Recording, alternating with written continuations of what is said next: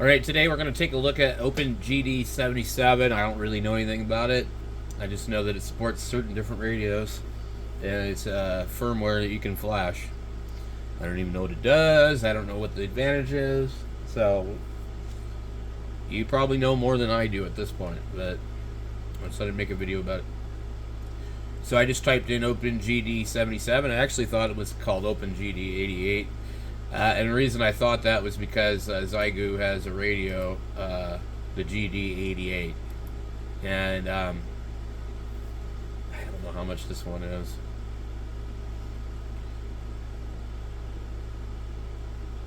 GPS, okay.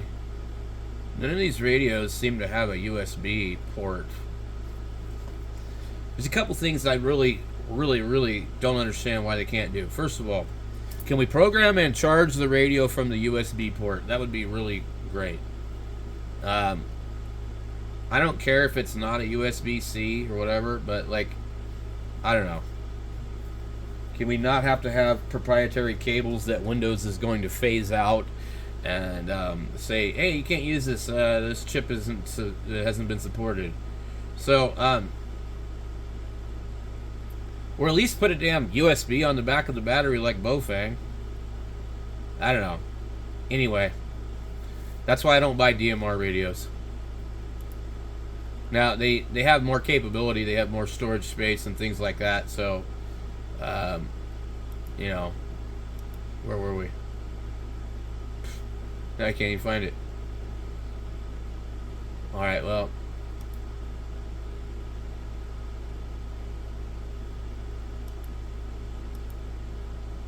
It's weird, I just lost my page. I know that I had it here. Okay. OpenGD77. Firmware for GD77, 77S, DM1801, DM1801A, RD5R, MD9600, RT90, MDUV380, RT3S, DM1701, RT84, MD2017, RT82 radios. I'm guessing it supports the UV MD390. Anyway, we go in here. It's kind of a forum. So they have beta, stable release, UV380 installation information. And then most of these are just postings about problems and whatnot. So let's just take a look and see what this says. There's 28 pages here. Okay. This firmware is experimental. Anyone installing can do so at their own risk.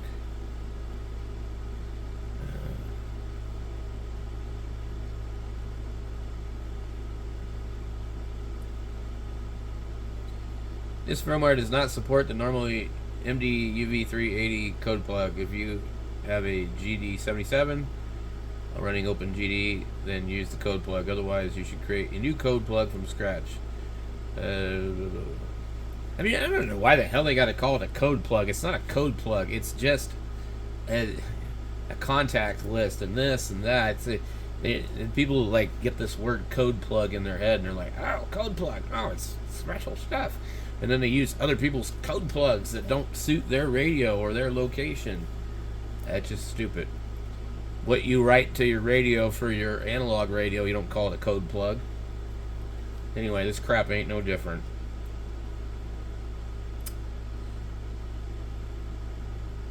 Every time I hear the word code plug, I picture in my head that guy trying to sell everybody all these damn radios in Texas. Code plug, code plug. And if you're new to my channel, we do reviews and how-tos of code plugs. So, let's see what else is on the interwebs about this crap. Okay. Here we go. What is OpenGD77? And it says open source firmware developed by VK3KYY. Okay. I don't know what in the hell I would want to put this on my radio for and then have to redo everything. Um,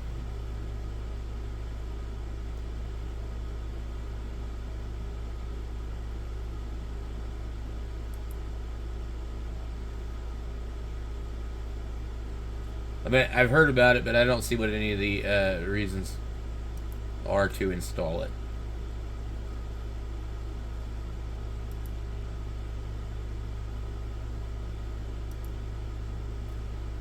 Okay.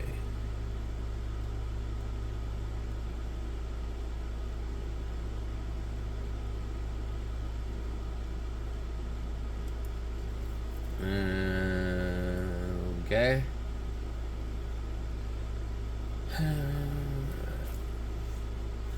OpenGD7 is a very exciting and active DMR radio project. The project involves hacking the inexpensive Ray Oddity GD77 dual band DMR handheld and its associated customer programming software. The core group of developers who are working on OpenGD are a bunch of these guys.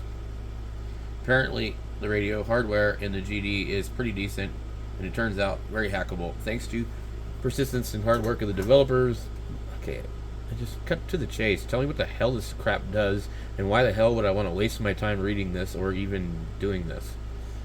And a very cool feature of the firmware is that the radio can be used as a hotspot. Interesting.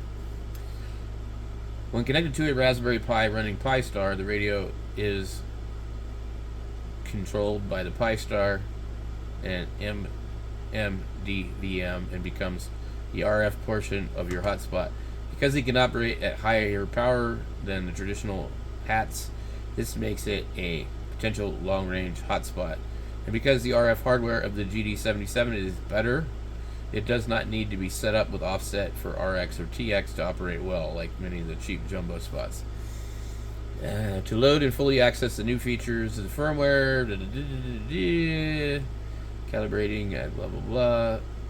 I mean, if that's the only damn thing this thing does, there's no way I want to sit here and do all this crap.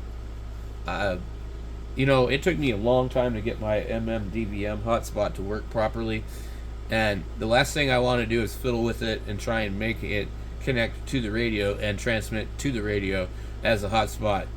And I don't have another DMR radio anyway, so I don't understand the point of this crap. But there's got to be some other reason why you would want to do this. Instead of, hey, let's just go and make ourselves frustrated and install something on a radio, So I don't know what this is. It's not loading. It's just, oh great. So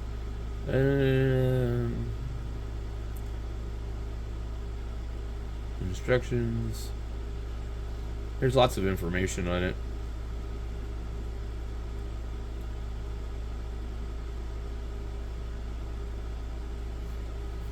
Dual watch is not supported and may never be supported because this functionality can almost be replicated using channel or zone scan feature.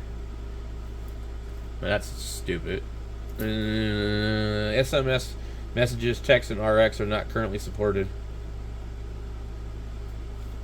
Privacy and encryption will not be supported as it is illegal for amateur radio use. Who cares? Are you the gatekeeper? Here's the thing. As a U.S. amateur licensee, you're allowed to experiment and do different things. If you are carrying out conversations that are encrypted, then yes, that's illegal. But to play around with it and, just experiment with it on firmware level, there's nothing wrong with that. And I don't know. I guess, everybody just has to be a gatekeeper on certain stuff. It's like, if somebody wants to figure out how to do something, they'll just do it themselves eventually. But I don't see any reason to run this stuff. I don't see what the reason is. And my radio runs pretty damn good as it is, so I don't really I don't know why I would want to make my life difficult again. Um, and there's compatibility and all this other stuff. Yeah, I don't know.